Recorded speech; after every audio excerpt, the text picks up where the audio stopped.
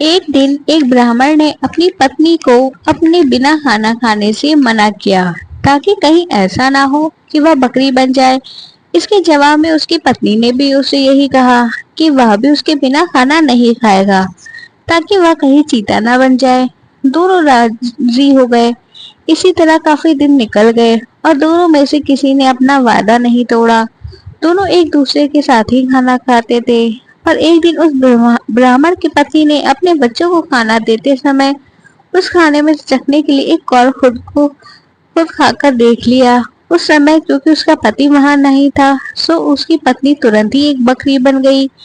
अब वह ब्राह्मण घर आया तो उसने देखा कि बकरी उसके घर के चारों तरफ घूम रही है। यह देखकर वह बहुत दुखी हुआ क्योंकि वह तुरंत ही जान गया कि वह बकरी कोई नहीं बल्कि उसकी प्यारी पत्नी अपनी पत्नी है।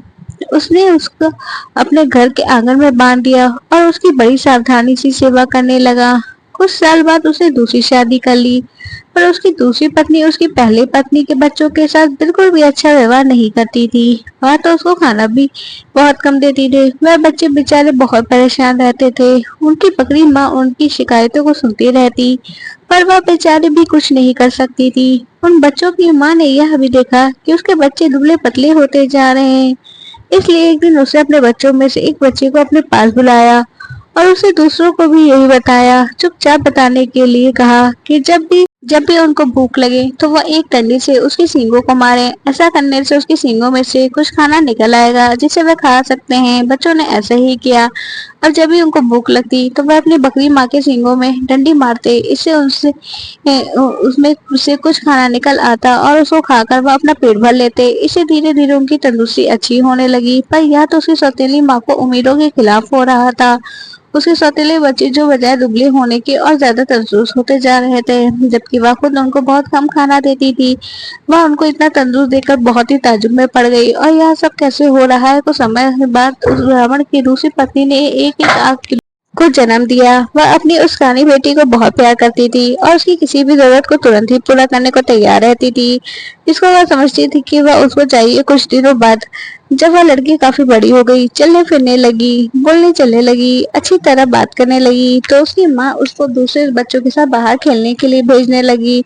उसने उसको यह भी कहा कि वह अपने बड़े भाई बहनों पर निगाह रखे, वह कब और कैसे खाते पीते हैं। लड़की ने कहा ठीक है। वह लड़की उनके साथ सारे दिन रही और उसने वह सब कुछ देखा जो उसके साथ हुआ। यह सुनकर कि बकरी उसके सौतेले बच्चों को खाना दे रही है, वह दूसरी पत्नी बहुत गुस्सा हुई। उसने तय कर लिया कि वह उस बकरी को जल्दी से जल्दी मरवा देगी। एक दिन उसने बहाना किया कि वह बहुत बीमार है और अपने इलाज के लिए एक हकीम को बुलाया।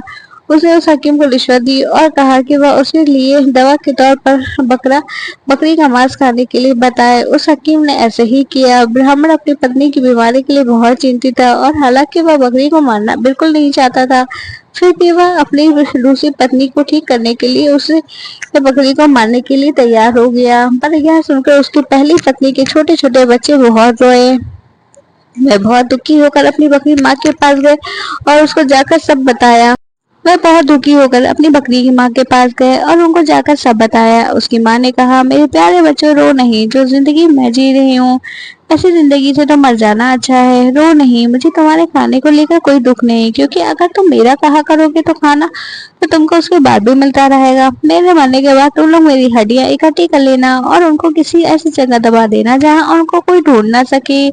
फिर जब भी तुमको भूख लगे तो तुम वहां आ जाना, तुमको वहां खाना मिल जाएगा। उस बकरी ने उनको यह सलाह बहुत बड़े समय से ही दे दी थी, क्योंकि जैसे ही उसे अपनी बात खत्म की और उसके बच्चे वहां से गए, तभी एक कसाई अपना बड़ा सा चाकू लेकर वहां आ पहुंचा और उसने उस बकरी को मार दिया। उस बकरी के शरीर के टुकड़ों में काट कर पका दिया गया। ब्राह्मण की पत्नी ने उस बकरी के मांस को खाया, पर बच्चों को केवल हड्डियां ही मिली। बच्चों ने उन हड्डियों को वही किया जो उसकी बकरी माँ ने उनसे करने के लिए कहा था। उन्होंने उसकी हड्डियों को एक ऐसी जगह दबा दी जहां उन्हें कोई ढूंढ नहीं सकता था। जब उनको खाने की जरूरत होती तो वह वहां जाते और उन हड्डियों से खाना मांग लेते। उनको खाना मिल जाता, सो अब उनका फिर से खाना रोज और खूब मिल रहा था। अब वे भूखे भी नहीं रहते थे। उनकी तंदुरुस्ती फिर से ठीक होती जा रही थी। उस बकरी को मर जाने के कुछ समय बाद ब्राह्मण की पहली पत्नी को एक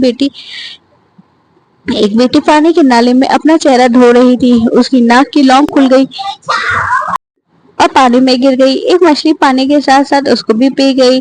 अब हुआ यह कि एक मछियारे ने वह मछली पकड़ ली और राजा के रसोइयों को भेज दी। रसोइयों ने जब वह मछली को पकाने के लिए काटा तो उसका यह देखकर बड़ा आश्चर्य हुआ कि उसके अंदर तो नाक की एक लौंग थी। वह उसको ले जाकर राजा के पास गया तो राजा को भी उसमें रुचि हो गई। राजा ने उसके राज्य में यह मुनादी पिटवा दी कि जिस किसी की भी नाक की लौंग हो गई है वह उसको राजा से आकर ले जाए। कुछ ही दिनों में उसके लड़की का भाई राजा के पास आया और बोला कि यह नाक की लौंग उसकी बहन की थी।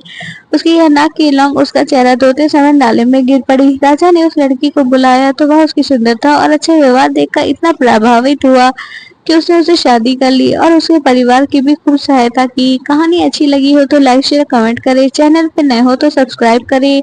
Thanks for watching.